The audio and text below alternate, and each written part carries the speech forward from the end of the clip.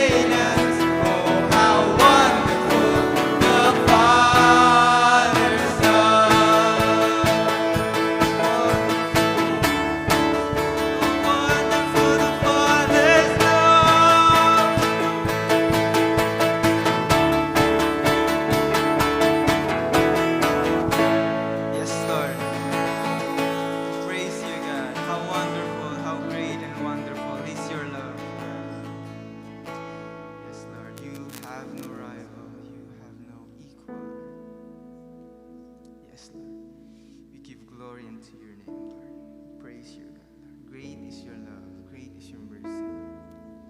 Great is your grace, Lord. And you will forever be great, God, Lord. You will never change. Praise you, God.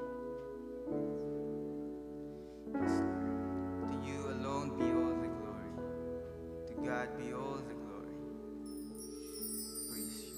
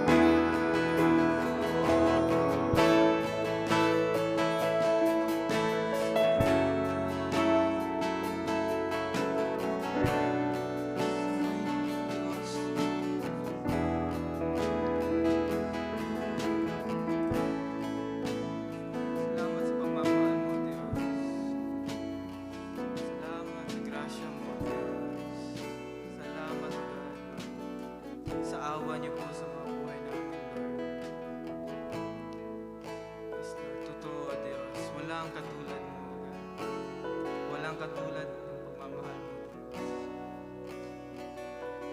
Pinupuri ka, sinasamba ka namin. Luwalhati na. Yes, Lord. Sa'yo lamang ang lahat ng papuri, pagsamba at pasasalamat. Sa'yo lamang sa Panginoon Jesus. Amen at amen.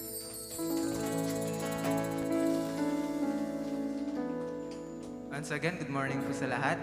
So, bago po tayo magsiupo, let's just greet one another with the love of the Lord.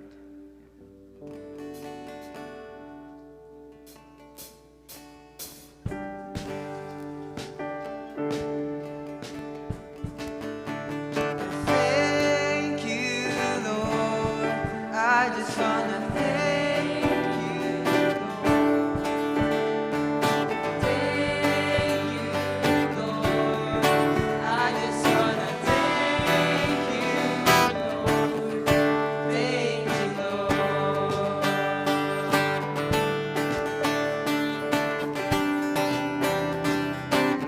With a grateful heart. With a grateful heart, with a song of praise, with an outstretched arm, I will bless your name. Thank you, Lord. I just wanna thank you, Lord. Thank you, Lord. I just wanna thank you. Oh, I just wanna thank you, Lord. I just wanna thank you, Lord. Thank you. I just wanna thank you, Lord. Thank you, Lord. At aanyayahan ko muli kayo na tumayo as we read the Word of God together in reverence sa Word of God. Now we will be studying Galatians chapter 6, verses 6 to 10. Galatians chapter 6, verses 6 to 10, it says, "The one who is taught the Word is to share all good things with the one who teaches him.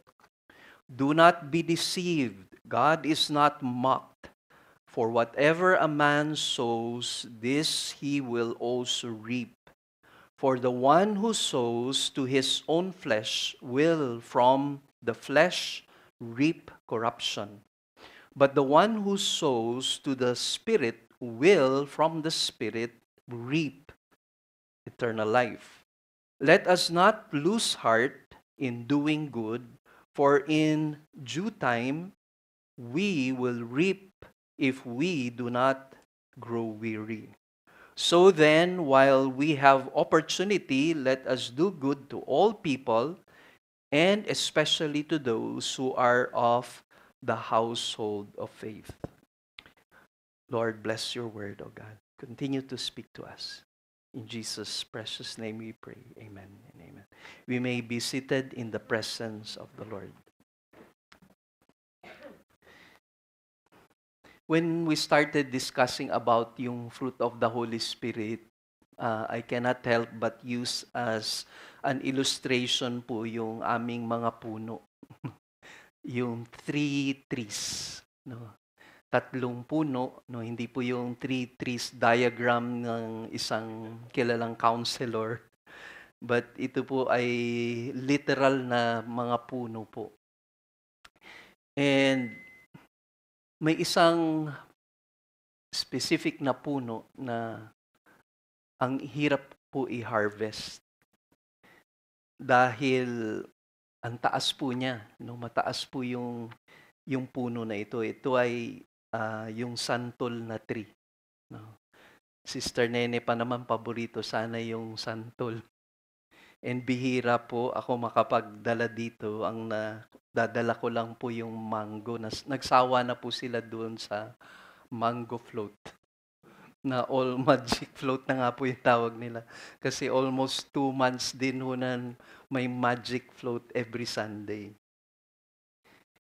But in frustration, yung puno na yun, parati lang nahuhulog yung mga bunga kasi I don't have any opportunity to, lalo na sa edad ko, na akyatin pa yun.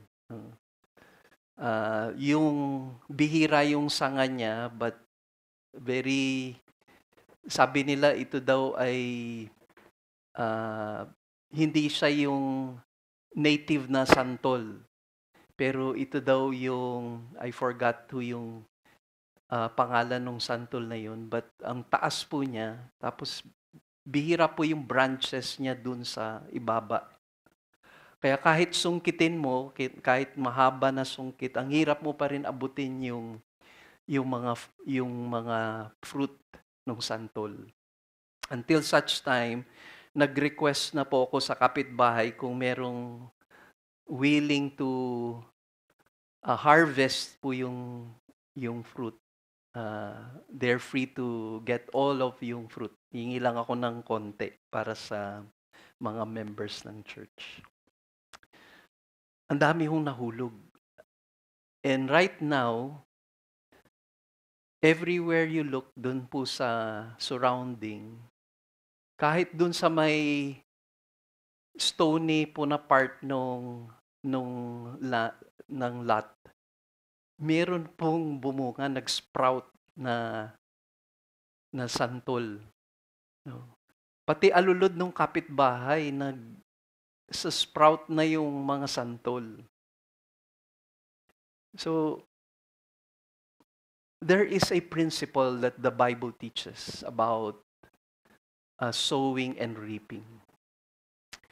What you sow, you shall reap. It's a law. No? Sa agriculture, we often hear that. No? There are certain laws sa physical realm that is, we know that when we sow something, there will be a reaping time. Kaya meron pong kasabihan na marahil very familiar kayo.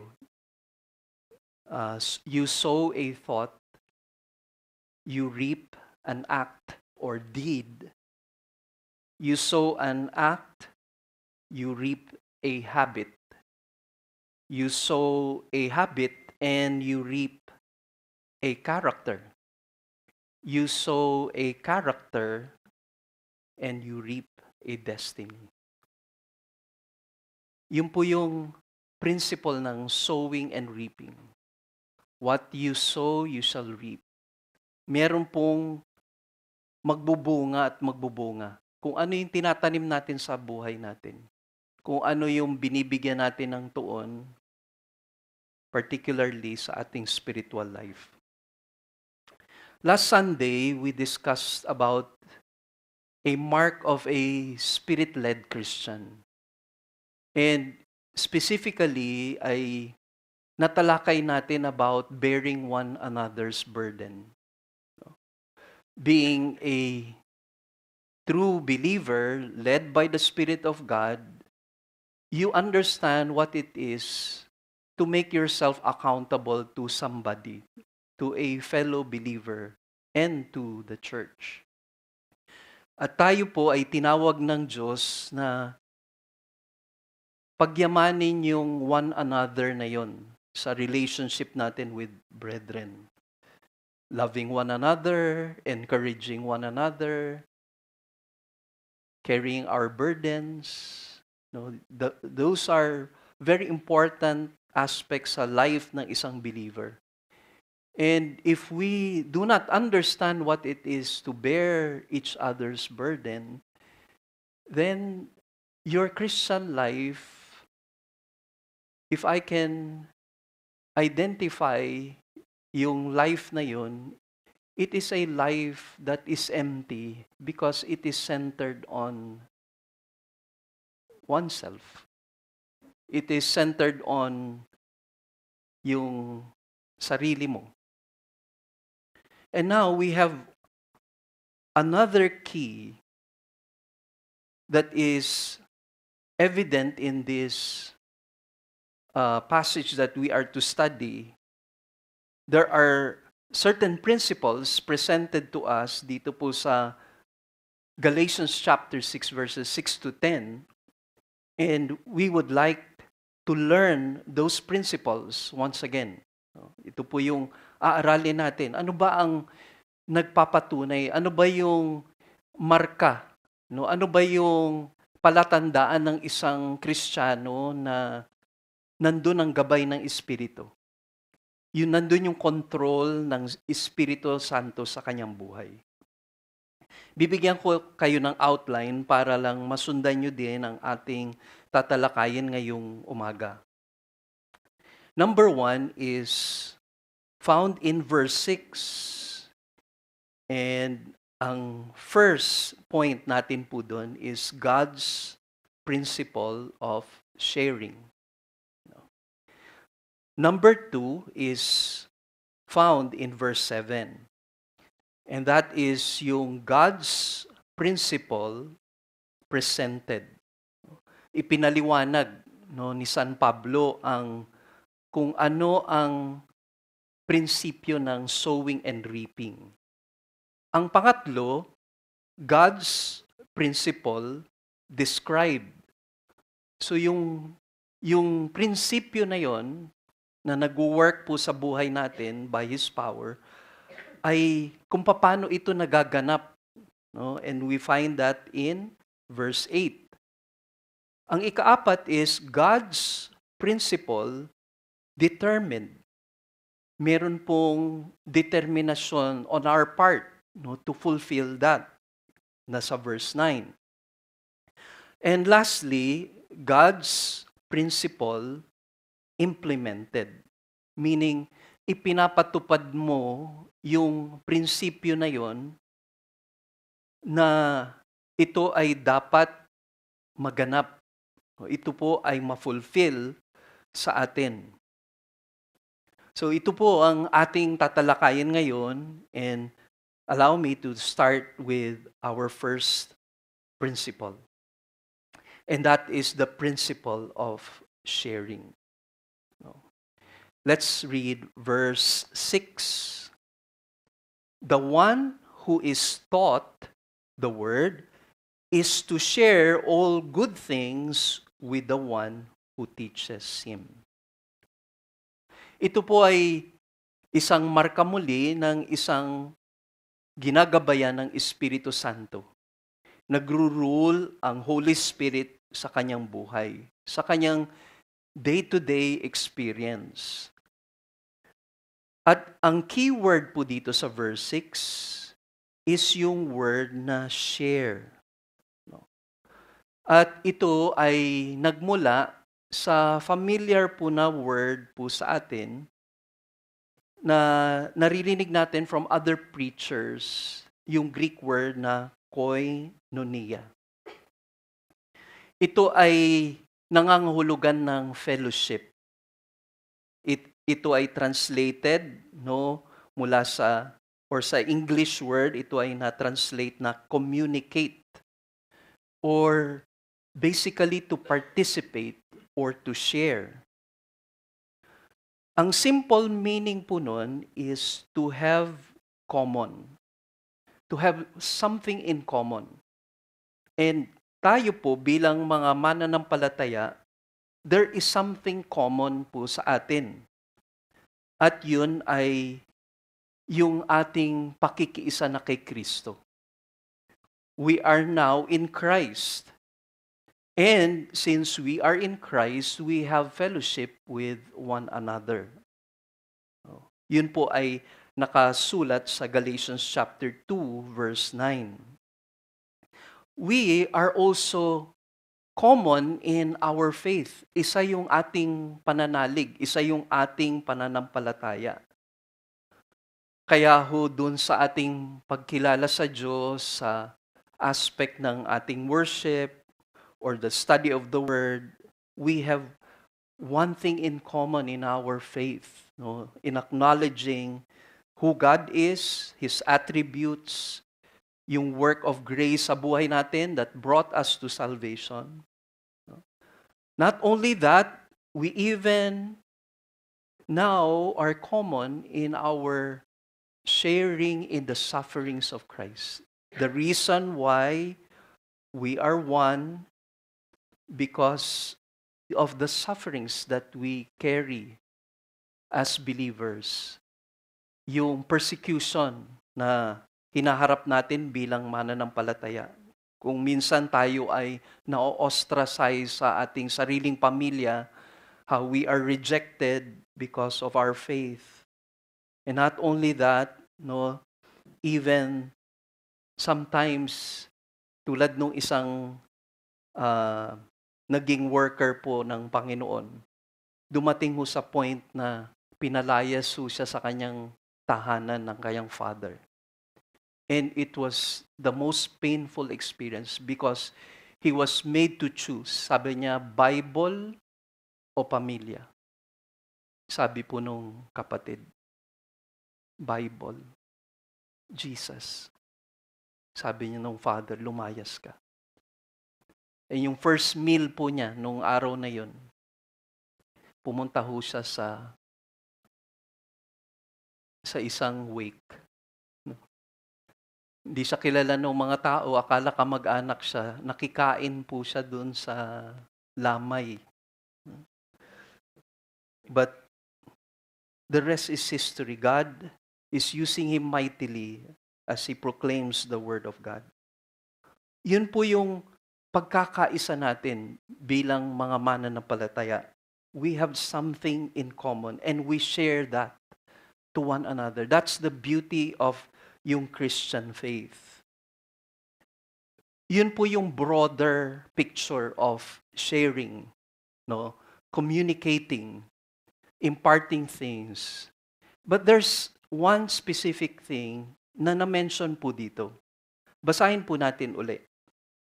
The one who is taught the word is to share all good things with the one who teaches him. Alam nyo, I'm very careful when it comes to itong topic na ito. Kasi hindi lang siguro yung dahil sa policy ho ng church with regard to what the workers will receive, no, sa bilang isang pastor o isang manggagawa. No, I would admit, no, hindi po ako komportable pagdating po sa topic of giving because alam po natin in our former religion, alam natin na mayroong mga abuses na nangyayari when it comes to money matters, particularly sa church. And ang problem minsan ay nagiging defensive tuloy ang pastor pagka nagtuturo tungkol sa giving. No?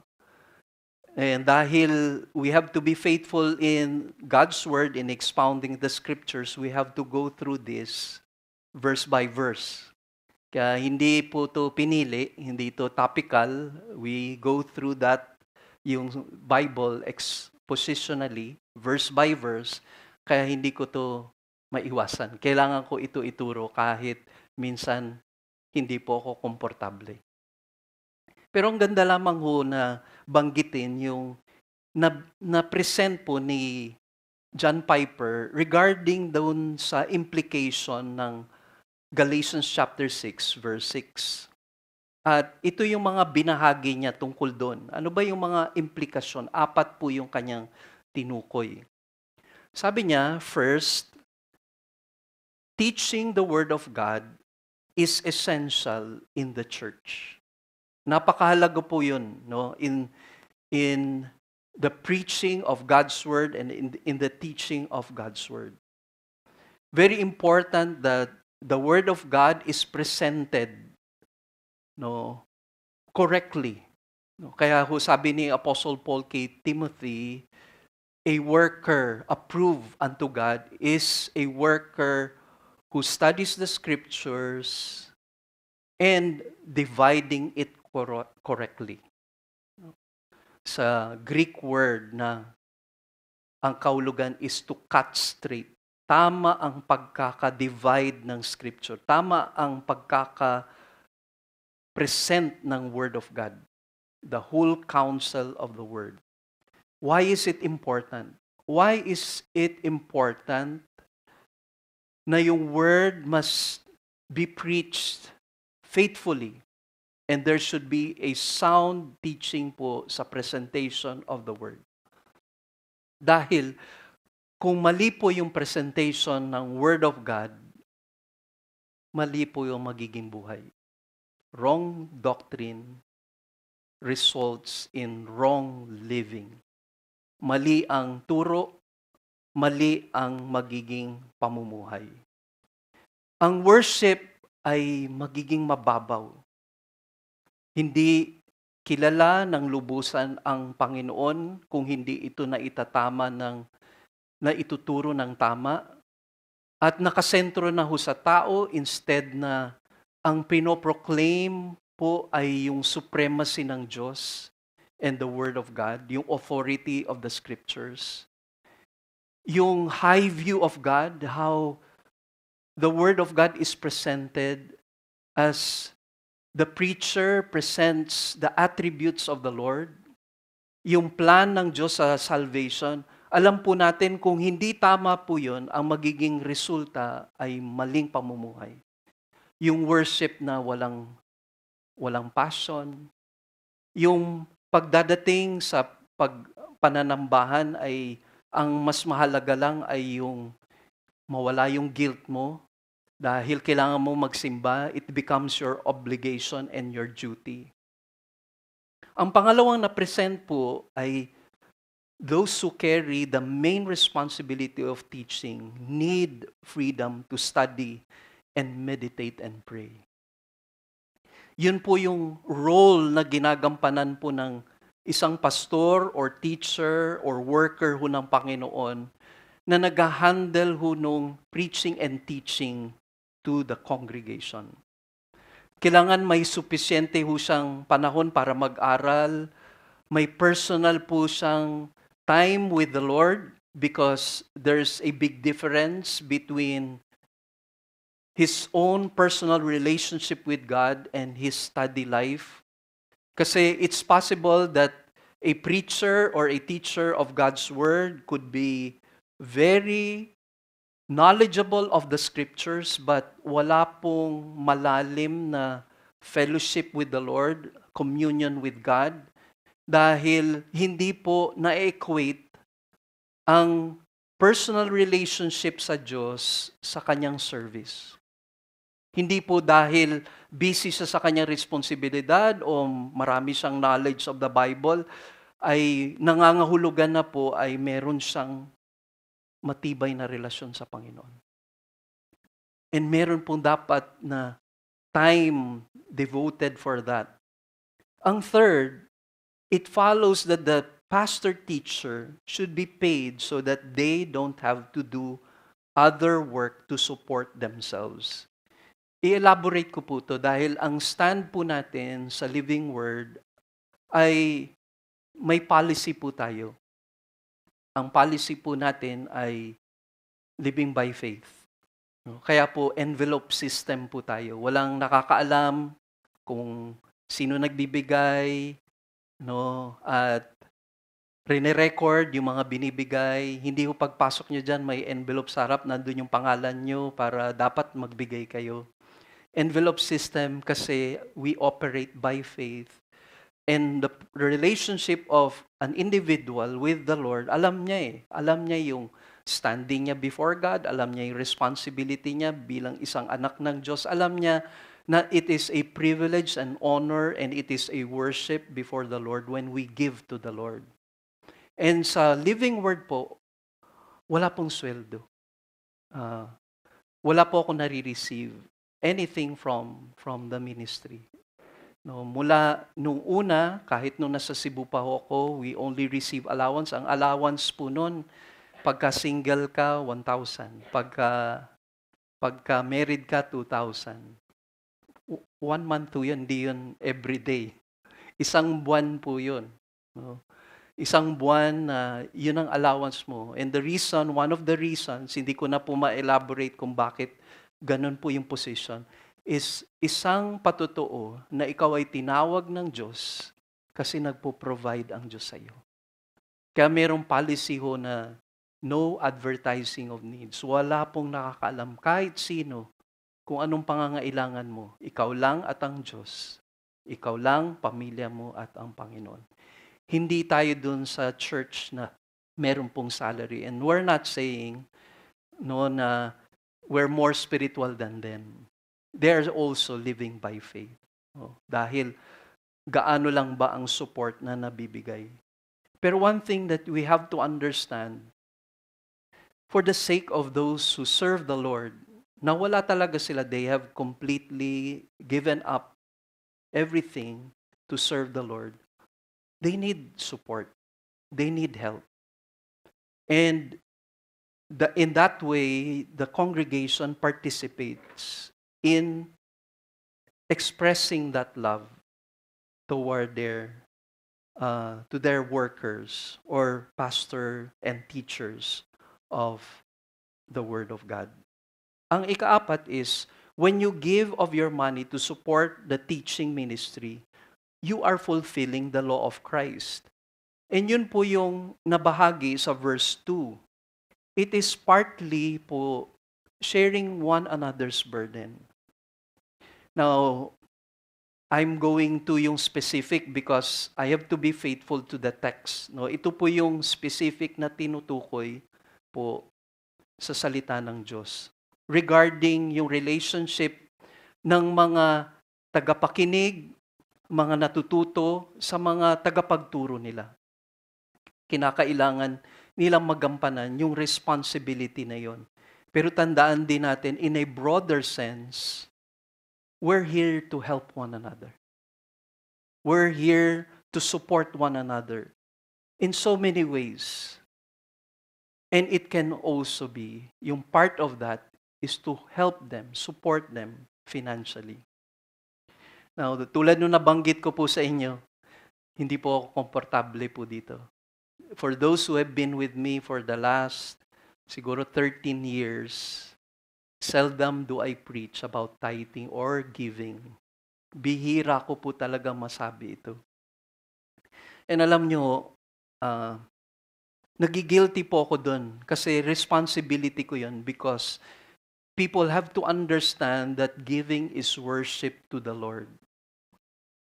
Meron pong nag-mentor din sa akin in my early years sa ministry. Sabi niya, you have to teach your people. Kailangan mo silang turuan. Kailangan mo silang, they have to act out, they have to obey what the Word of God says because it is for their own benefit. Because if you hinder that, no, in a sense na you hinder that, yung blessing ng Lord sa buhay nila ay mahadlangan. If you don't teach them, kung hindi mo sila paalalahanan at turuan tungkol dito. And for those who have been with me, I never advertise my needs. Alam po niyan. Alam po ng finance ministry yan. Even yung church po natin dito sa Living Word, wala pong natatanggap po yung pastor. Anything, any allowance whatsoever. And you can ask po ang finances tungkol doon. Pero paano po na-survive po itong years na ito, including po yung years that passed? It was God's faithfulness. God has called me to the ministry and He has provided everything. Nakita niyo naman yung katawan ko, di ba? No, obvious naman po na nakakain pa po kami. Pero alam niyo, meron kasi nangyari po very recently. Ito, testimony po ito. Kasi recently, meron pong family na naka-receive po ng message na merong outside of this church will give ng love gift. And all the while, I thought, yung love gift na yun talaga para sa church because most of yung nare-receive po natin outside of this church ay to support yung ministry. Very minimal lang kung meron man support para sa workers. Pero ang majority of that goes to the work. So I was expecting all of that goes to the work, goes to the ministry. And last Sunday, sinabihan po ako ng finance na, Pastor, sa inyo daw po ito, hindi sa church. Ha? So, nataranta na ako. Pinuntahan ko po yung family na may contact with that person. Tapos, clarify niya, hindi, Pastor, sa inyo daw po. Ito yung message o sa text. Kaya, talagang affected ako. Affected ako na, kasi I was expecting para sa church yon. And then, sabi nung head natin sa finance, sabi niya, Pastor, mag-move on ka na. Mag-move on ka na, Pastor. Kasi alam niya alam nung nasa finance for the longest time, it has always been for the work of God. And it is really a joy to give. Alam niyo, minsan po kaya din, wala hong victory minsan sa spiritual life natin. Wala po minsan passion in our walk with God. Because we're so devoted to the things of this world. Alam nyo, the reason why we are to give, because it takes away your selfishness. Kung tutusin, God owns everything. He owns the heavens and the earth. He doesn't need our money. But why is He teaching us to give? Because He wants yung selfishness natin be taken from us. And understand that there are better things in life. And that is to devote our life totally for the eternal things. Very, clear yun sa scriptures. Set your minds on the things above, for the things above are eternal. Sinabi rin yan ni Jesus, where your treasure is, there your heart will be also. Ganun lang kasimple yan. Kaya minsan wala po tayong joy, or minsan yung blessing of giving, di ba? Napansin niyo yung person na makasarili, yung person na parati sa kanya lang, even sa marriage relationship, di ba yung puro sa iyo, nakikita mo hindi nabibless yung person na puro sa sarili niya lamang.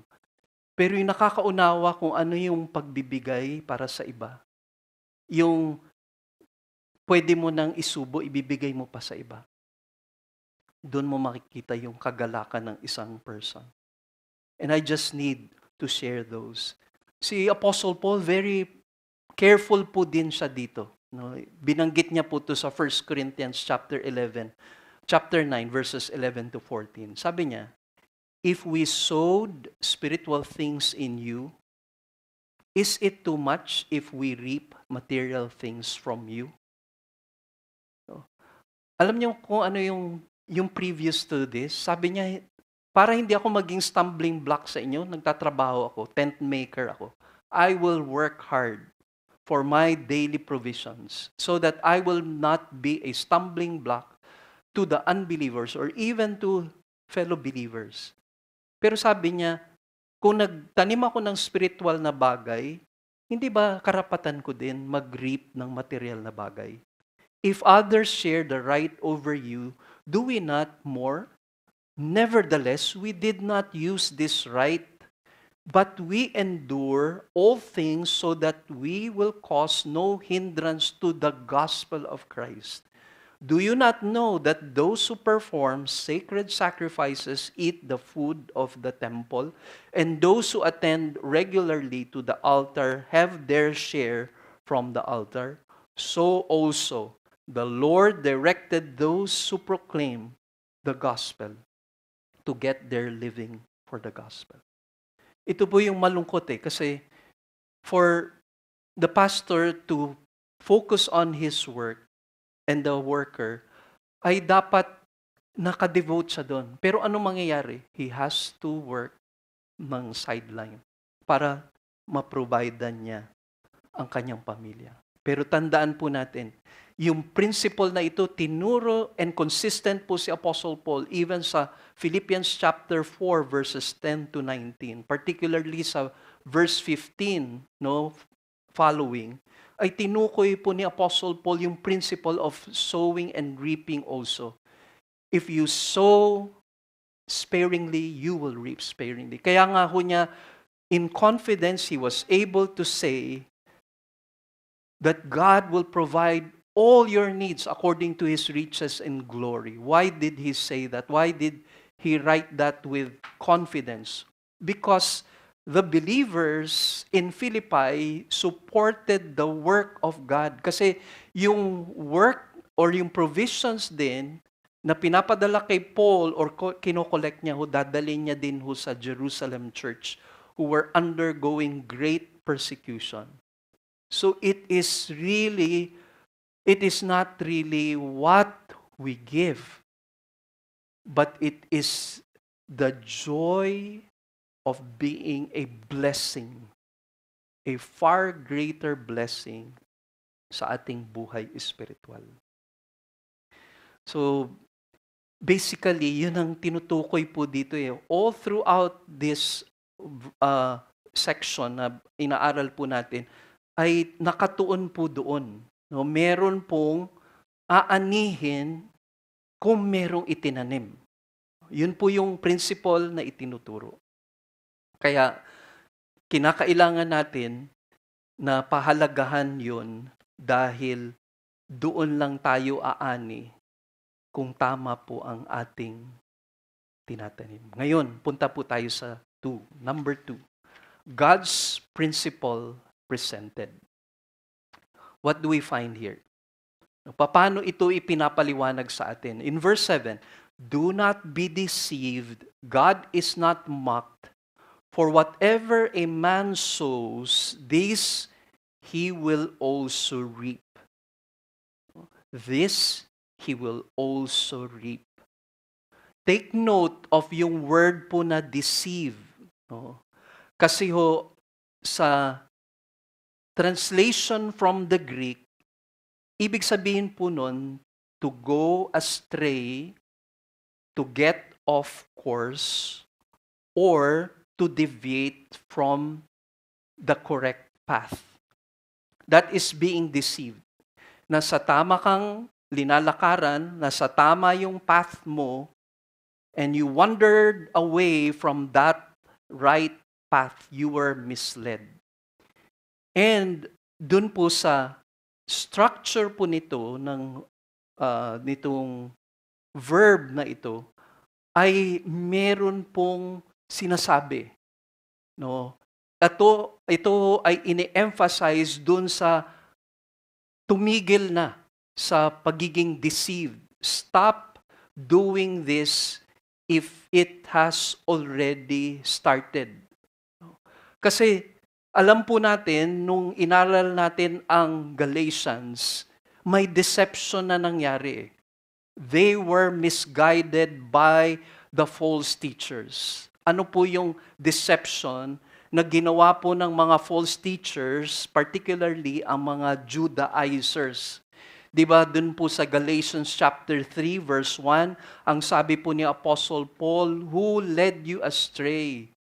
No, who has bewitched you? Who has cast a spell upon your mind? Na inisip nyo na ang kaligtasan hindi sapat at sapat na ginawa ni Kristo lahat para sa iyo ang kaligtasan. Wala ka nang idadagdag doon. Dahil yung mga Judaizers, ang kanilang itinuturo ay kinakailangan mong sundin ang kautusan. Balik ka sa law ni Moses. Fulfill all ang require na Mosaic law. And then, have yourself circumcised. Yung sign ng circumcision na yon ay palatandaan na matatanggap mo yung fullness of yung Christian life. Particularly, yung salvation mo. And it is so sad. No? Kaya nga, meron pong mas malawak na tinutukoy po dito si Apostle Paul at kailangan niyang ipaliwanag kung ano ba ang nagtatanim at pag-aani doon. Kaya nga meron pong warning po ang Bible.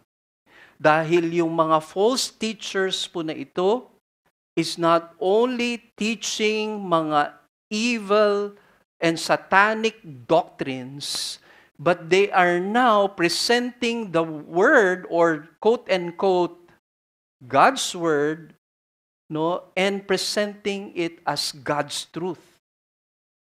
Yun na nakakatakot. Kasi ang dating dito sa mga mensahe na ito, yun ang katotohanan. Kaya nga ho, mga kapatid, kayo na nakatanggap na ng MacArthur Study Bible, binigyan ho kayo ng pribileyo, kabilang na po ako, na i-bless ng Lord po tayo ng free study Bible.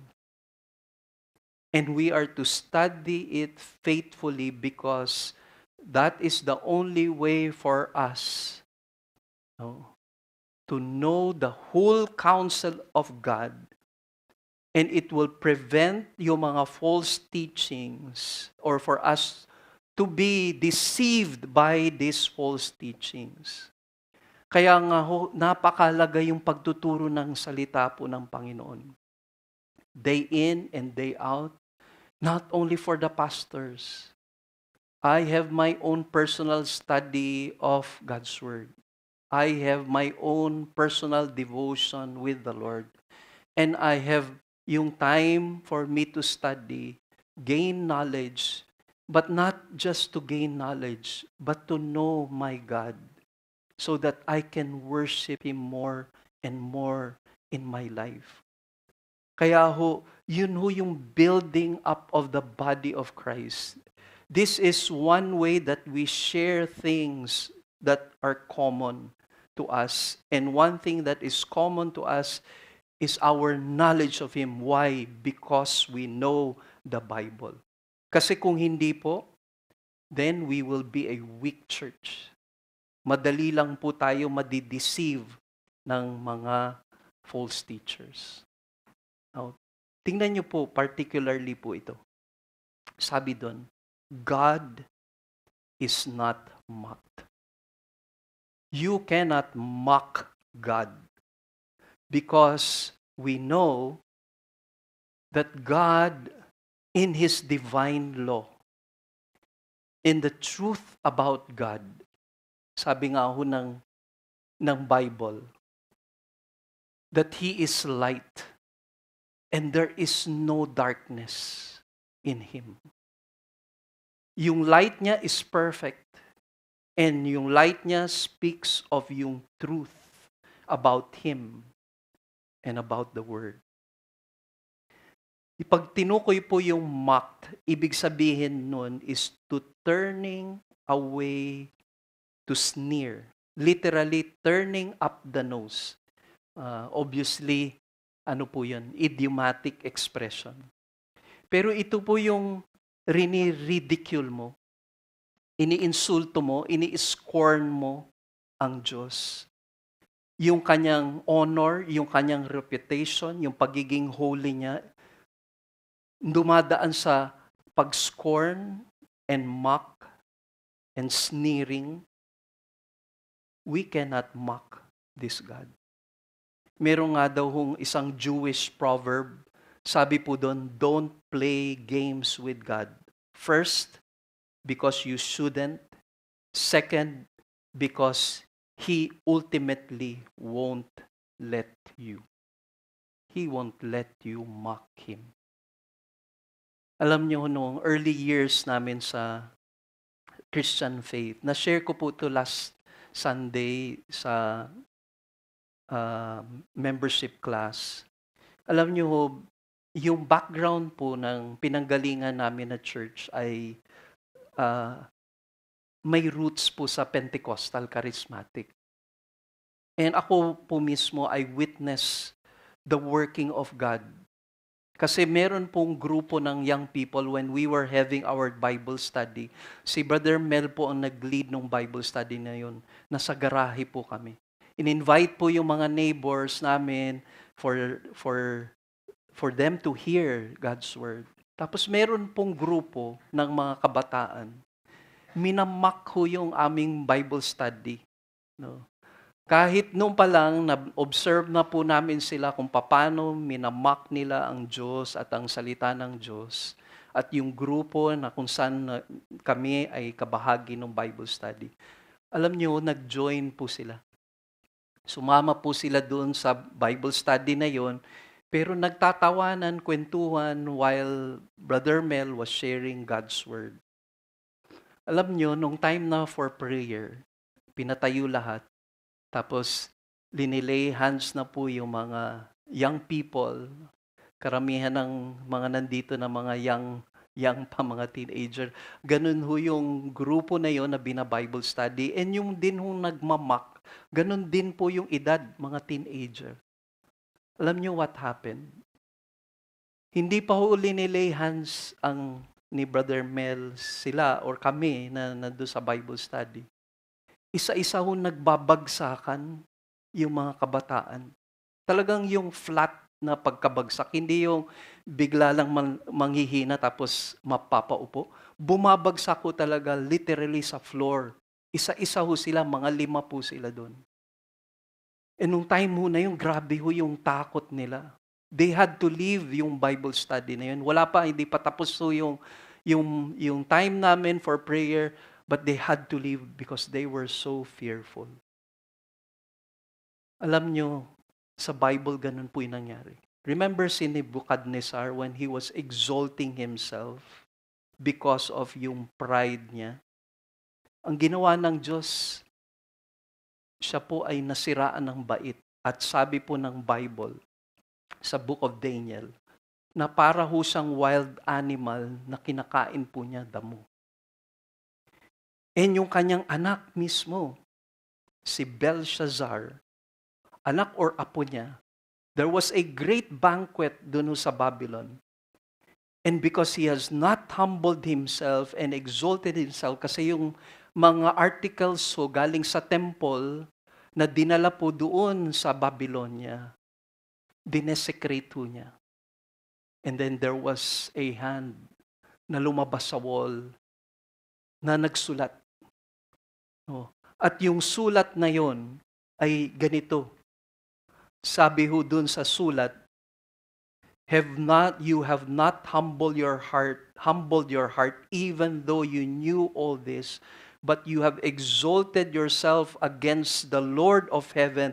That is why the hand was sent from him and this inscription was written. God has numbered your kingdom and put an end to it, and you have been weighed on the scales and found deficient. Sa Tagalog ho nun, tinimbang ka ngunit kulang. Ganon ang kayabangan mo at papabagsakin ka ng Diyos. And later on, they were overpowered by the Medo-Persian Empire. Pinabagsak po si Belshazzar. Di ba si King Herod, sa Acts chapter 23, when people were just applauding him and praising him and he did not give glory to God, sabi doon, immediately because Herod, sa Acts 12:23, because Herod did not give praise to God, an angel of the Lord struck him down and he was eaten by worms and died. Kaya we cannot mock God. Now, we know that this message that was written is for Christians. And maybe for those who were there and present during that time, these were also for those who do not know Him. But if this message is so serious, sinasabi po ng Bible sa atin, hindi mo pwede i-mock ang Diyos. Kung hindi mo kinikilala yung salita niya, hindi mo pinapahalagahan, sabi ng gano'n na, do not be deceived. Ngayon, tigilan mo na. Kung nalilinlang ka, tigilan mo na.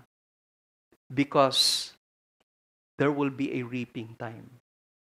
And the reaping will be so great if we fail to follow Him. Si John MacArthur, meron pong sinulat tungkol dito. The law of sowing and reaping is not contradicted by the gospel of grace. The law of salvation in Jesus Christ is in fact the ultimate demonstration of that law. Jesus Christ sowed perfect righteousness and reaped eternal life, which He gives to those who trust in His finished work. The believer reaps eternal life because in faith, he is united with Christ and with what He has sown and reaped on man's behalf. Pinaliwanag ko ito last Sunday about the law of Christ kasi nabanggit po yung law of Christ. It doesn't contradict dun ho sa pine-present ni Pablo na ang law is already, kumbaga hindi na po kailangan i-fulfill for them to be saved. But what is this law of Christ being pertained by the Apostle Paul? It is the law of the Spirit of life. It is the law of the Spirit written in our hearts. Kaya nga ho yung law ng Spirit of life sa atin po mga buhay bilang mga Kristiyano is not burdensome. Hindi siya pabigat. Hindi tulad nung law ni Moses na kailangan mong i-fulfill na hindi mo naman kaya i-fulfill. Ito, yung law of the Spirit of Christ, si Jesus na nag-fulfill. And now, you can receive this by the power of the Holy Spirit working in you to live a life that is pleasing to Him, that is holy before Him, that is righteous, yung righteousness na yun. Not coming from yourself, but coming from God. Kaya ho, pupunta po tayo sa pangatlo. Because ito yung paano ito ngayon magaganap po sa atin. The principle, the third principle being described. Verse 8, for the one who sows to his own flesh will from the flesh reap corruption. But the one who sows to the Spirit will from the Spirit reap eternal life. Ang Kristiyano ho, merong dalawang fields na yon in which he can sow. Bilang isang Kristiyano, paano mo isusow ito? Ano yung dapat mong isow? Ito ba ay sinusow mo para sa flesh or para sa Spirit ng Panginoon? Dalawa lang talaga ang pagpipilian natin. Ano yung field na yon? Kung saan mo itinatanim ito? Ito ba ay para sa laman o ito ba ay para sa espiritu? Yung word po na own po dito, for the one who sows to his own flesh, yung word po na own sa Greek ho ay nasa focus emphasis. Ibig sabihin, hina-highlight ito, yung word na own, yung own flesh. At ang tinutukoy po doon is about yung kung paano natin ini-induce ito sa ating sarili. Yung subject nagiging object at the same time. Bumabalik sa kanya. Yung action na ginagawa niya, babalik sa kanya. Yun yung tinutukoy doon. Whatever you sow from your own flesh, it goes back. And yung flesh merely speaks of yung anything that is of human origin. And alam natin, by nature, ang ating likas ay makasalanan. Ang likas natin ay patungo sa mga bagay na kontra sa Panginoon. It is fleshly, it is carnal. No? It is pleasing not God, it is pleasing the self. Nag-i-indulge tayo doon sa ating mga kagustuhan. Sabi nga ho ng ni John MacArthur, sabi niya, the Christian has only two fields in which he can sow, that of his own flesh and that of the Spirit. As has been stated, the flesh refers to the believer's uncleansed humanness, which awaits the day of glorification. In this present life that we are in, tandaan ho natin na yung ating sinful nature ay hindi po nawala. It is still there. And we know that yung uncleansed human flesh po natin, ito pong yung ating old nature ay nagro-rule sa ating buhay until such time God takes us home. At yun po yung glorification po natin. But meanwhile, habang nandito po tayo sa earth na ito, sa flesh na ito, itong physical na flesh natin, this flesh is contrary to God's will, to God's standards, to God's perfect na will for our lives. Itong flesh na ito is still in residence dun po sa ating mga soul. Yun yung sinasabi ni Apostle Paul sa Romans chapter 7, verse 18. The person who sows to his own flesh will be succumbed by its passions and desires. Kaya ho, pinag-iingat po tayo ng salita ng Diyos. How careful are we not to sow to our own flesh? How careful are we? Ano po ba yung tinatanim natin sa isipan natin? Kung doon sa ating introduction, pinaliwanag sa atin na sow a thought, reap an act.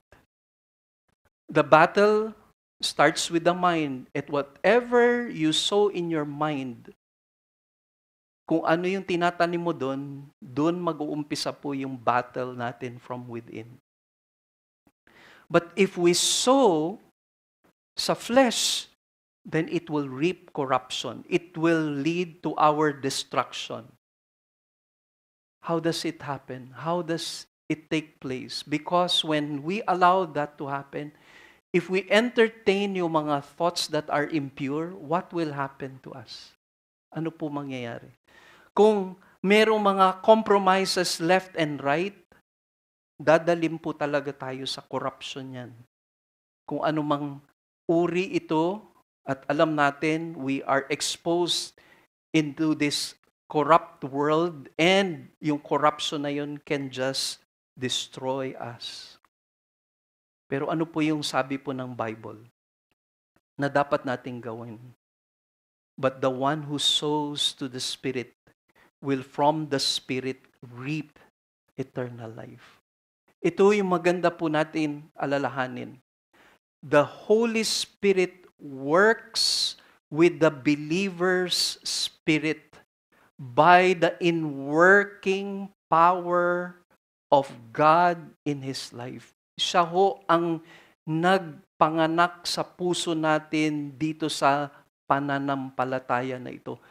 Iyon ang nag-produce. Ang Holy Spirit ang siyang nag-produce noon sa ating buhay. And one passage that is presented to us sa 1 Corinthians chapter 2 verses 4 to 5 at marami pa hong mga passages pertaining to that. Sabi niya, my message and my preaching were not in persuasive words of wisdom, but in demonstration of the Spirit and of power, so that your faith would not rest on the wisdom of mankind, but on the power of God. When you were persuaded of this faith, it was not you who were led to Christ, but it was God Himself who led you to the Lord. Kaya nga kung isinusow natin ito sa Spirit, ito lang ang napakahalaga natin pong dapat maintindihan, na ito ay nagtatanim sa kapangyarihan ng Espiritu, tinatanim natin sa tulong ng Espiritu, kung ito ay nagre-resulta sa transformation ng buhay. Romans 8:29. If yung faith is born as the Lord's Spirit transform us, yung human spirit na ito will be conformed to the image of Christ. Ganda lang po isipin po yun about yung faith.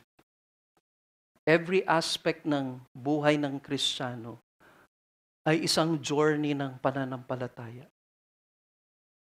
Kaya pala lahat ng ginagawa mo, lahat ng iniisip mo, lahat ng mga plano mo, ang nag-ooperate pananampalataya. Kasi kung wala ang pananampalataya, ito ay ginagawa mo na sa kapangyarihan ng iyong laman. Hayaan nyo na basahin ko po sa inyo ang naisulat po ni A.W. Tozer tungkol dito. Sabi niya, faith as the Bible knows it is confidence in God and His Son, Jesus Christ. It is the response of the soul of the divine character as revealed in Scriptures. And even this response is impossible apart from the prior inworking of the Holy Spirit. Faith is a gift of God to a penitent soul. And allow me to go to that third paragraph. Sabi doon, faith is a miracle. It is the ability God gives to trust His Son, and anything that does not result in action in accord with the will of God is not faith, but something else short of it. So ganun po pala kahalaga yung pananampalataya natin. Kung paano na nagtatanim tayo ayon sa Espiritu Santo at kapangyarihan ng Espiritu Santo sa ating buhay. Umiiral pananampalataya. Lahat ng ginagawa natin, nag-ooperate po yung faith. Kaya nga, di ba nabibless tayo kung maririnig natin from mga kapatiran or people na we know, people who have this relationship with God. Sa lahat ng ginagawa nila, sa lahat ng mga plano nila, hinahayaan nila na mag-operate ang pananalig sa Diyos. Faith comes by hearing and hearing the Word of God. Kaya bawat desisyon, iniisip nila, Lord, ito ba ay naaayon sa character mo? Ito ba ay naaayon sa plano mo? And then when trials come, kahit sa mga pagsubok na yon na dumating sa buhay nila, ay kinikilala pa rin nila na hindi na tinitignan ito ayon sa sirkumstansya, sa nararamdaman, sa mga problema. Nakatingin ka na ngayon sa pananampalataya, ang umiiral pananampalataya sa Panginoon at nananalig ka doon. You are sowing sa work, through the work of the Holy Spirit. It is leading to eternal life. If that is not the case, kung hindi tayo nagsosow in accordance to the inner working of the Spirit, hindi umiiral yung pananampalataya sa Diyos at umiiral lamang ang laman natin, wala pa po siguro tayong eternal na life. Hindi pa siguro tayo totoong ligtas sa Panginoon. Kasi ang tunay na nasa journey na yon, sabi ko, ang assurance, kung sinusow mo ito sa inner working ng Holy Spirit sa buhay mo, it will produce eternal life. So kung hindi faith ang umiiral sa atin, ano ang umiiral sa atin? Kung ito, yung absence of faith, ibig sabihin, nagro-rule ang flesh sa atin. Gusto natin yung plano natin, gusto natin yung makakapagsaya sa atin, yung fulfillment natin that will bring pleasure sa ating flesh. Di ba hindi po dapat ganun? Sa iba, sabi nila, ang corny ng pagiging Kristiyano mo. Pagiging Kristiyano, corny, boring. Wala kang nightlife. Sorry, wala. Pero masaya ka eh.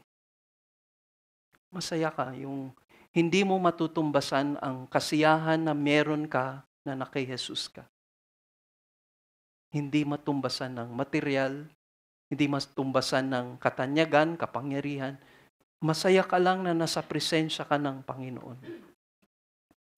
Kaya ang pang-apat is itong principle na ito working sa inyo ng Holy Spirit must be determined. Ibig sabihin, may determinasyon ka. Bakit? Dahil yung sowing and reaping, dapat we should not grow weary.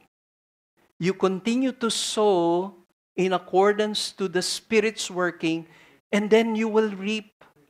No? Sabi po ng Bible, sabi sa verse 9, let us not lose heart in doing good, for in due time we will reap if we do not grow weary. Yung word na lose ay sa Greek po siya, ibig sabihin continually. No? It has to be fresh. It has to be new sa iyo. It must have a qualitative freshness and newness sa buhay ng isang Kristiyano. Yun ang dapat na hindi mawala sa isang mananampalataya. Tama po yung sabi ni John Piper. Sabi po niya, probably the worst enemy of enthusiasm is time. Worst enemy daw ng joy natin kay Jesus, sa joy natin sa Panginoon ay yung panahon. Human beings have a remarkable and sad capacity for getting tired of wonderful things. Almost every one of you can think of something you are enthusiastic about recently, but now the joy is faded. Vacationers get tired of sunsets. Millionaires get tired of money. Kids gets tired of toys. And Christians get tired of doing good. Yun ang kalaban po natin. Yun ang kontra po natin. Sa pagtakbo ng panahon, parang araw-araw mo na marahil ginagawa. At dahil sa mga ginagawa mo, marahil, hindi ka pa umaani dun sa iyong ginagawa, na-frustrate ka. Kaya nga, sabi dito, in due time. Hindi ito yung sa takdang panahon, pero ang tinutukoy dun, it is your own individual accountability and responsibility. Your individual time. Kaya yung time po doon ay doon ho sa Greek word na ang ibig sabihin ay opportune time.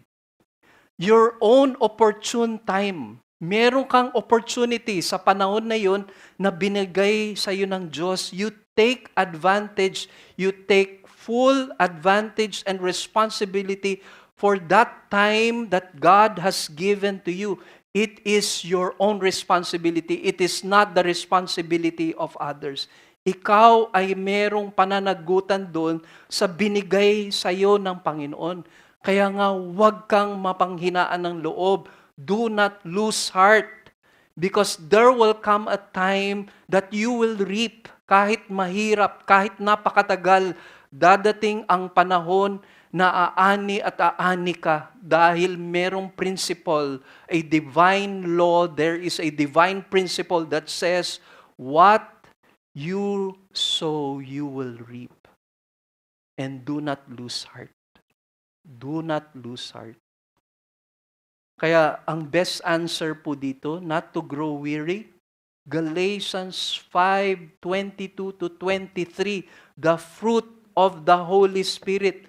Don't grow weary of being patient. Don't grow weary of being kind. Don't go weary on being good, faithful, gentle, and self-controlled. Don't grow weary in following the fruit of the Spirit and the fruit of God's work in your life. Huwag kang masiraan ng loob dahil ang Diyos ang siyang kumikilos sa buhay mo. Hindi nasasayang. Hindi nawawala sa wala ang iyong ginagawa. And panghuli, God's principle implemented. This is how you apply this. Dito mo i-apply ito. Verse 10, so then, while we have opportunity, let us do good to all people, especially to those who are of the household of faith. Once again, dito sa final na admonition ni Apostle Paul sa verse 10 about the principle of sowing and reaping, meron pong guide para sa atin bilang mananampalataya na lumakad tayo at magabayan tayo ng Espiritu. Yung opportunity, tulad nung dito sa previous verse, sa verse 9, tinranslate ito na kairos. At ang literal na kahulugan po nun is it is a fixed, distinct period of time. Yung phrase na yon, while we have, meron pa tayong opportune time, is not occasional opportunities. Kasi alam natin, meron nagbubukas na occasional opportunities sa atin bilang mga mananampalataya. At madalas, ginagrab natin. Dahil ang nag-ooperate minsan sa atin, ano ba ang mapapakinabangan ko dyan? Pero ang tinutukoy po dito na opportunity, while we have opportunity, speaks about our life here on earth. Ibig sabihin, bilang mga mananampalataya, tayo na nandito sa buhay na ito, meron tayong pananagutan sa Diyos, hindi natin pwedeng dalhin ng iba doon sa opportunity na binibigay ng Diyos sa iyo personally. Ito ay gamitin mo para sa kaluwalhatian niya while you are here on earth. At ang dami-daming opportunity na binibigay sa inyo ng Lord while you are here on earth. Saan po natin ini-spend yung mga opportunities na yon na binibigay sa atin? At sabi doon, let us do good. Meaning, ito ay to be active.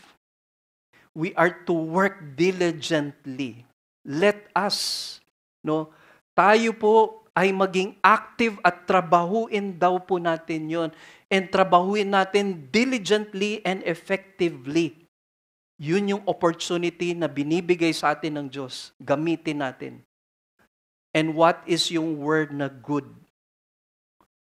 It means, goodness of moral, spiritual excellence.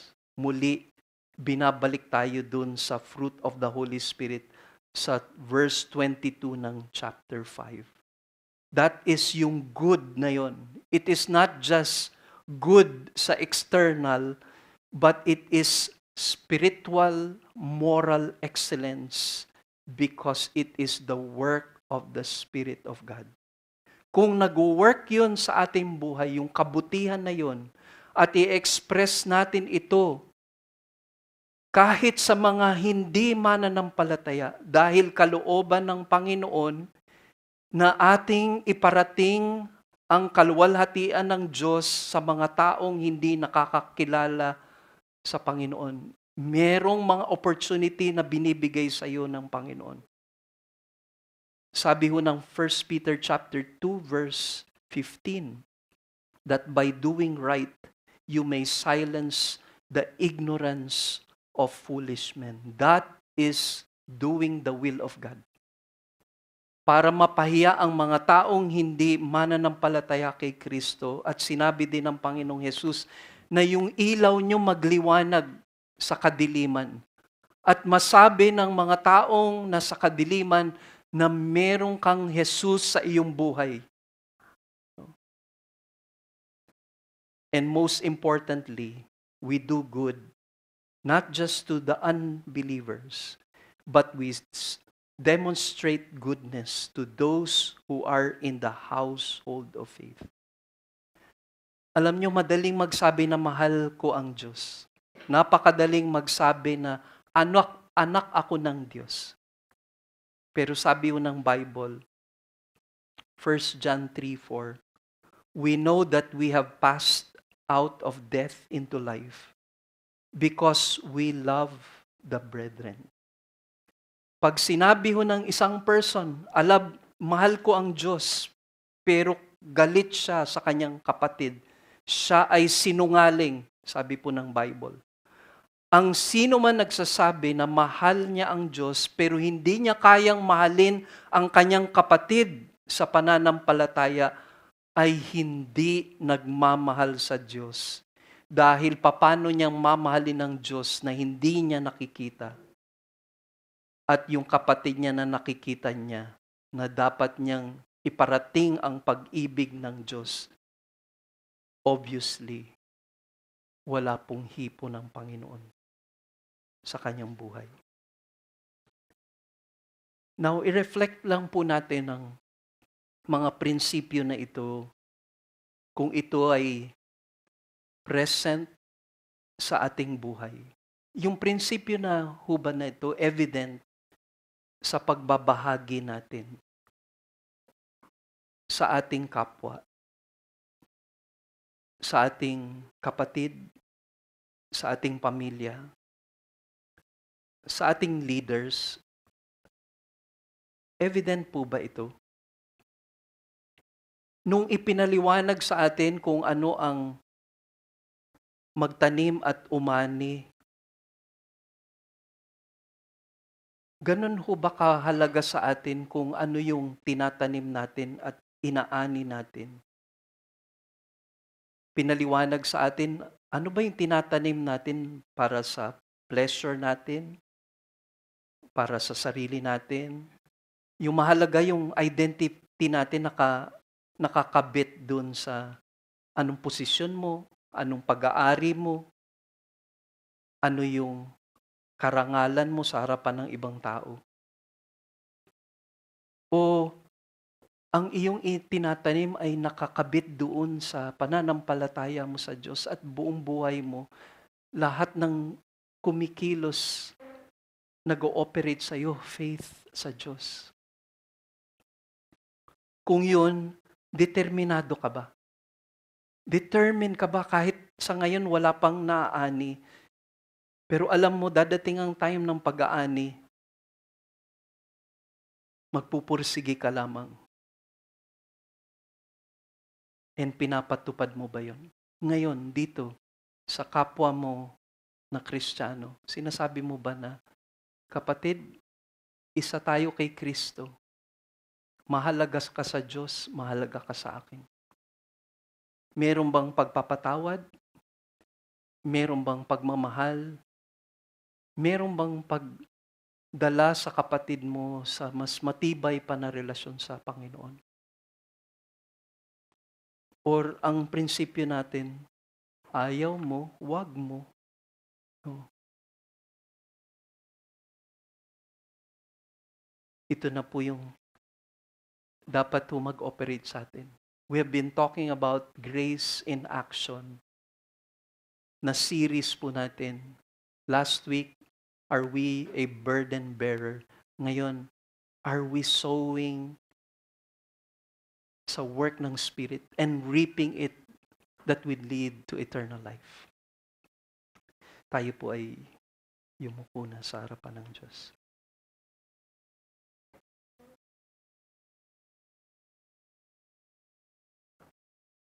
Lord,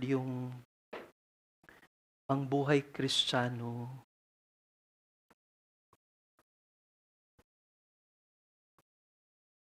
ang aming identity ay nakakabit sa aming relasyon sa iyo, Panginoon.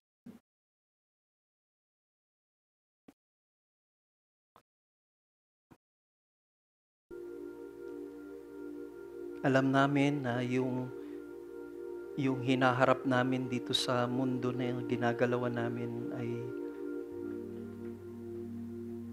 ay mahirap. It is a constant battle. Battle with our flesh. Constant battle with the world. Constant battle with the enemy who is full of lies and deception. And Lord, sabi nga ng ilan, mahirap maging Kristiyano. Pero ang totoo, ang Kristiyanong pamumuhay, imposible. Imposible. But with God, all things are possible. Doon lang nagiging makabuluhan ng lahat na ang ginagawa namin. Nagiging makabuluhan kung nakikita ka namin, Panginoon. Kung araw-araw ng buhay namin na tumatakbo, dumadaan, lumilipas ang araw, ang bilis lamang, Panginoon. Minsan hindi namin namamalayan, ganun na pala kabilis na tumakbo ang panahon. Pero saan ba namin iginugugol ito? Ano ba ang pinapahalagahan namin? Ano ba yung mga bagay na masasabi namin, Lord, na merong value lahat ng ito, may eternal value ng lahat ng ito kasi ito ay itinatanim hindi sa sariling kakayanan, kundi sa Espiritu Santo, sa kapangyarihan ng Espiritu Santo. Hindi namin mapaliwanag, Panginoon, ang spiritual na lakad na ito na kung saan ikaw ay nananahan at kung saan ang kapangyarihan mo ay evident. Minsan lang talagang napanghihinaan kami ng loob dahil sa hirap ng aming natatanggap sa mga tao, yung pag-uusig, pagkukutya. Pero safe kami sa iyo, Lord. Safe kami sa presensya mo. Safe kami na kasama kayo sa aming buhay. Araw-araw ng buhay namin, huwag po kaming mapagod na ikaw lamang ang maging laman ng isip namin. Dahil yun naman talaga ang dahilan ng lahat. Ikaw ang purpose ng buhay na ito. Ikaw ang dahilan kung bakit kami nabubuhay. Dahil alam namin kung saan kami dapat patutungo. Kamatayan, eternal na kamatayan. Pero Lord, inahon niyo po kami sa putik ng kasalanan. Hinugasan, lininisan, ipinagkaloob ang katwiran ni Jesus. Ang katwiran na hindi namin kayang maabot, si Jesus ang gumawa lahat habang nandito siya sa lupa. Na nagkatawang tao, sinunod niya lahat ng rine-require ng law kasi hindi namin kaya. Siya yung sumunod sa bawat detalye na yon at walang pagkakasala, walang kamalian, walang kasalanan. At siya pa ang nagdala ng aming kasalanan. Yung sumpa ng kasalanan na dapat kami ang umani, kami na nagtanim ng kasamaan, kami dapat ang umani. Si Jesus ang umako nun. Ang binigay niya ay ang kanyang buhay.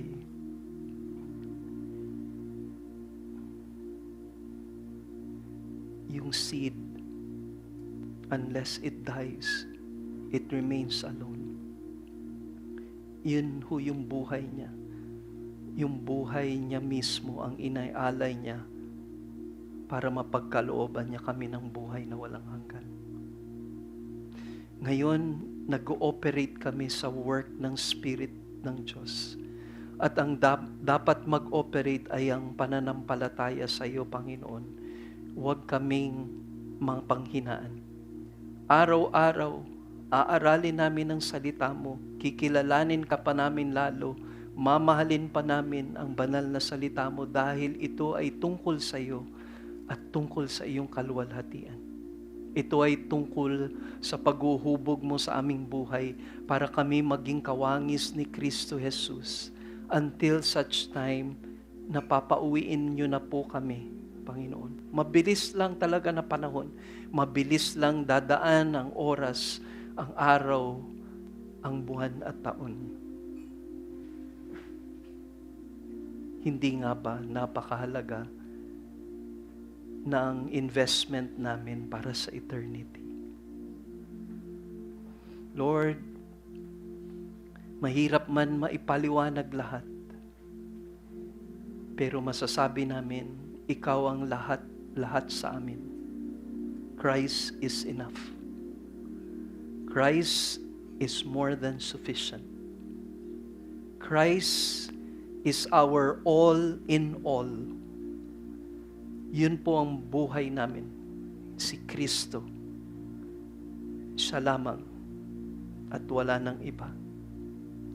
Salamat po, Panginoon. Turuan niyo pa po kami.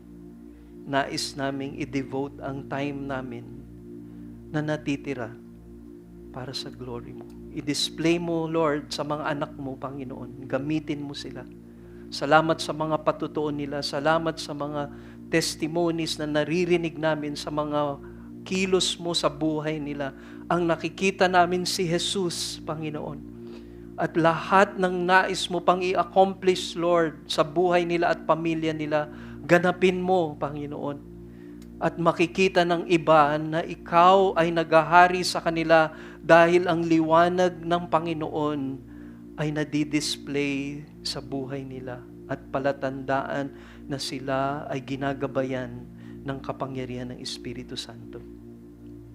Lord, biyayaan mo ang bawat isang nagre-represent dito sa lugar na ito, individual, pamilya, trabaho, school, at iba pa, Panginoon.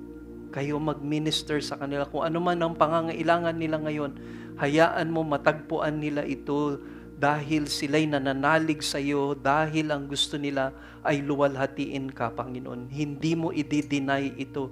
Kahit man dumating ito'y magtagal ng panahon, pero dadating ang panahon ng pag-aani. Kung itatanim namin ito sa kilos ng Espiritu Santo sa amin.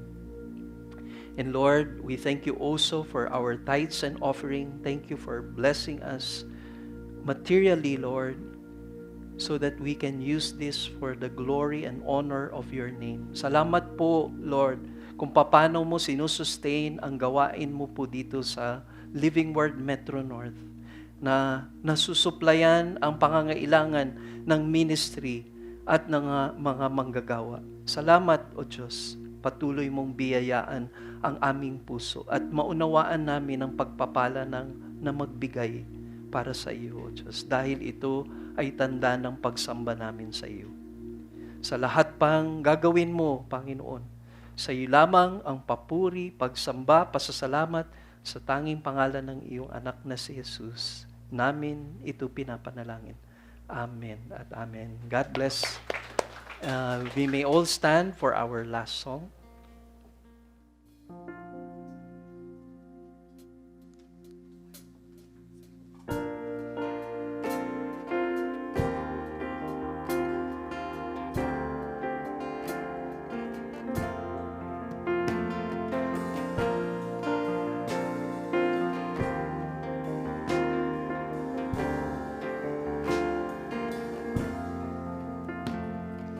All sufficient, shining like the sun. A fortune I live, but no work I have done. My righteousness I forfeit at my Savior's cross, where all sufficient merit did what I could not.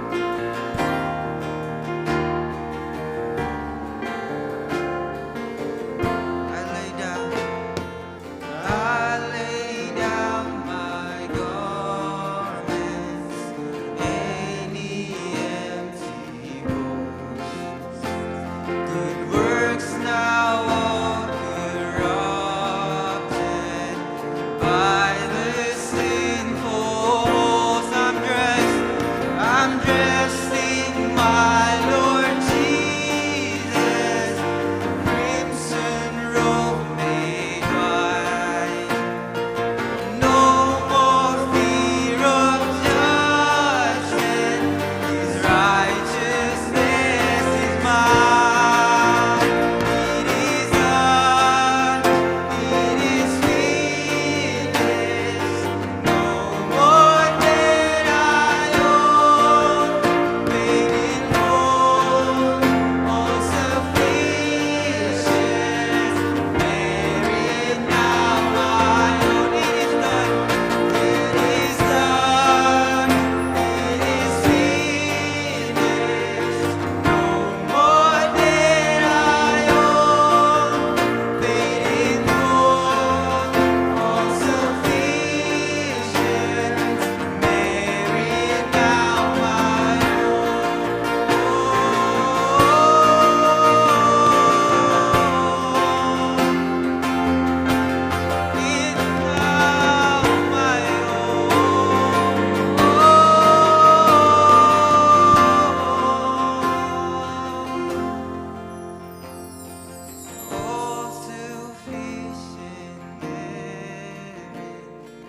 firm in life and death. The joy